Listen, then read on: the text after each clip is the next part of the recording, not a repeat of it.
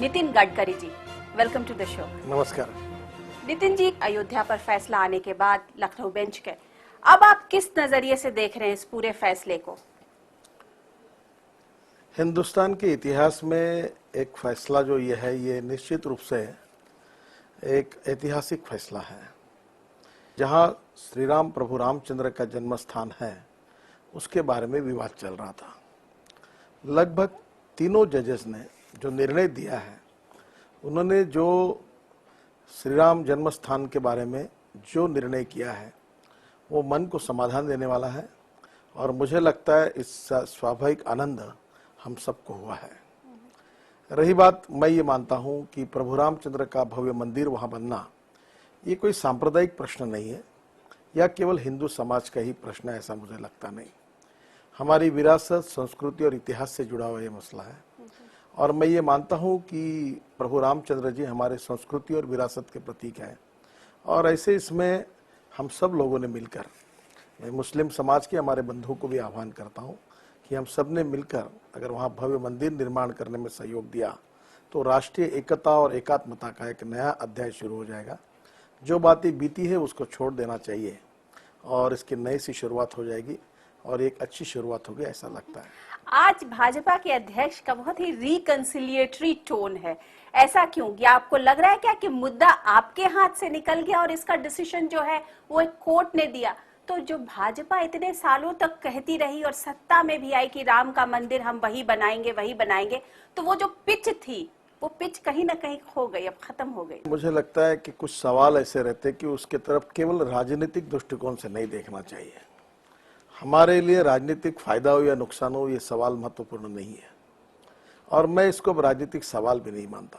जो निर्णय मिला है वो निश्चित रूप से अच्छा है जी। लेकिन गडकरी जी, जो भाजपा का आज स्वरूप बना है, उसमें राम मंदिर का मुद्दा बहुत ही इम्पोर्टेंट उसने रोल प्ले किया है। आडवाणी जी ने भी उस वक्त हमेशा इस बात को कबूल किया है कि राम जन्मभूमि का जो मुद्दा है वो उनके लिए राजनीतिक दृष्टि से सबसे महत्वपूर्ण मुद्दा उनके खुद के पॉलिटिक्स के लिए और देश की पॉलिटिक्स के लिए और भाजपा की पॉलिटिक्स के लिए रहा है। आज अगर आप लोग उस मुद्दे को अब छोड़ रहे हैं या उसे दफन करने की कोशिश कर रहे हैं, तो ये सवाल तो उठेगा। आप जो कह रही है वो बीता हुआ इतिहास है। ये बात सच है कि इस मुद्दे को उठाने के बाद भारतीय जनता पार्टी में उसका एक राजनीतिक फायदा भी हुआ था और एक निश्चित रूप से भारतीय जनता पार्टी एक पीच पर भी पहुंची थी। आज भी ये मुद्दा हमने छोड़ा नहीं है, ना हमने उसको दफन किया है, ना उसको समाप्त किया है। और कुछ बातों के बारे में अगर आप मुझसे पूछोगे तो राजनीति का जो होना है वो हार या जीत से भी ज़्यादा कुछ चीज़ें महत्वपूर्ण होती हैं और कुछ चीज़ें राजनीति में भी राजनीति न देखते हुए उसके बारे में सोचना चाहिए। मैं तो चुनाव का कम सोचता हूँ, मुद्दों का ज़्यादा सोचता हूँ।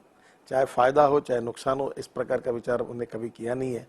भव्य मंदिर निर्माण हो गया, इसका चाहे जिसको फ़ायदा लेना है लो, जो करना है करो, पर हमको समाधान है कि हमारा एक सपना पूरा हुआ है, पूरा होगा और एक शांततापूर्ण रीति से भाईचारा को कायम रखते हुए सबको साथ में लेकर अगर ये हमारे संस्कृति, विरासत और श्रद्धा का प्रतीक मंदिर बनता है तो ये समाधान का है। इसका राजनीतिक फायदा और नुकसान के इसमें मैं जाना भी नहीं चाहता हूँ और सोचना भी नहीं चाहता हूँ। तो क्या हम कह सकते हैं कि नितिन गडकरी के लीडरशिप में भाजपा का चाल, चरित्र और चेहरा तीनों अब बदल गया है? चाल, चलन, व्यवहार, चरित्र जो कुछ था भाजपा का, वो कल था, वो आज है और आगे भी रहेगा। जो बेसिक स्ट्रक्चर है भाजपा का, वो कभी नहीं बदल सकता। कुछ बातें जो है, जो हमारे देश के लिए हित की है, समाज के लिए हित के लिए, उसके लिए कहना चाहिए और उसकी कीमत चुकानी है तो चुकानी चाहिए और फिर आगे जाना चाहिए, ऐसा मुझे लगता है। जिस तरीके से आप राष्ट्रवाद की बात कर रहे हैं, तो क्या उसमें मस्जिद कहीं पर आता है? क्या नितिन गडकरी ये आगे आके बोलेंगे कि हाँ ठीक है, मंदिर भी बने और मस्जिद भी बने और हम दोनों के लिए कार सेवा करते हैं? बिल्कुल सही बात है। ये निर्णय आने के पहले ही, इसके पहले मैं कह चुका हूँ कि ऐसे जो मंदिर जहाँ बनेगा उसको, उस मंदिर की पंचक्रोशी की जो जमीन है उसको छोड़कर दूसरी जमीन जो होगी, जो शरीर के तीर पर बाजू में है, अगर उसी में अगर भव्य मस्जिद का निर्माण होता है तो भारतीय जनता पार्टी मस्जिद निर्माण के लिए भी शुभेच्छा देंगी, सहयोग करेगी। मंदिर और मस्जिद दोनों भी वहाँ बने, दोनों जगह अलग अलग हो ताकि कोई विवाद ना हो। नहीं, लेकिन ये बात मैं कह अब चुका हूँ। अब तो कोर्ट ने ये डिसीजन दे दिया। मैं तो कोर्ट के डिसीजन के तहत पूछ रही हूँ।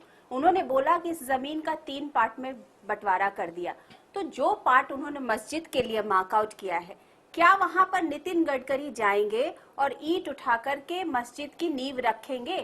मैं ये मानता हूँ कि इसके बारे में हमारी जो अयोध्या के बारे में जो प्रभु रामचंद्र जन्म स्थान की जो संतों की कमेटी है वो है, और गैर राजनीतिक लोगों को बुलाकर और वहाँ के मुस्लिम समाज के भी प्रमुख लोगों को बुलाकर उनकी समन्वय से, चर्चा से, भाईचारा कायम रखते हुए, शांतता जो है उसको प्रस्तापित करते हुए इसमें से कोई रिस्पेक्टफुल सॉल्यूशन निकलता है